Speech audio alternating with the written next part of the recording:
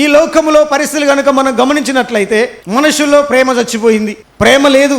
మనం చివరి దినాల్లో ఉన్నాం. మరి వాక్యములో యేసుక్రీస్తు ప్రభువారు సెలవిచ్చినట్లుగానే పిల్లలు తల్లిదండ్రుల మీద తిరగబడతారన్నారు, తిరగబడుతూనే ఉన్నారు. అయితే వాక్యాన్ని కొంత తెలిసి కూడా తప్పు చేసేటువంటి వాళ్ళు ఉన్నారు. వాక్యం ఏం రాసిందంటే, నువ్వు దీర్ఘాయుషమంతుడవగునట్లు నీ తల్లిని తండ్రిని సన్మానించమన్నాడు. ఈ రోజుల్లో తల్లిదండ్రులను సన్మానించే వాళ్ళు ఉన్నారా? లేరు. తల్లిని తండ్రిని దూషించి అవమానపరిచి నిందించి ఏం చేస్తున్నారంటే వాళ్ళని తీసుకెళ్లి వృద్ధాశ్రమాల్లో వేస్తున్నారు. దేవునికి మహిమ కలుగునుగాక. ఒక కుటుంబంలో 6 కుమారులు ఉంటే ఈ 6 ఇద్దరే భర్త భార్య ఈ 6 పిల్లల్ని కష్టపడి వాళ్ళను పోషించి చదివిస్తారు. కానీ ఈ 6 కలిసి కూడా ఇద్దరిని పోషించలేనటువంటి పరిస్థితులు ఉన్నాయి ఈ దినాల్లో. దేవునికి మహిమ కలుగునుగాక. అట్లాంటి స్థితిలో మనం జీవిస్తున్నాం. కానీ మన దేవుడు కృప కలిగినటువంటి వాడు. మనము కుటుంబానికి పెద్దలుగా ఉన్న వాళ్ళము ఒక మాదిరికరంగా మనం జీవించినప్పుడు మన పిల్లలు కూడా అది నేర్చుకుంటారు. దేవునికి స్తోత్రం కలుగునుగాక.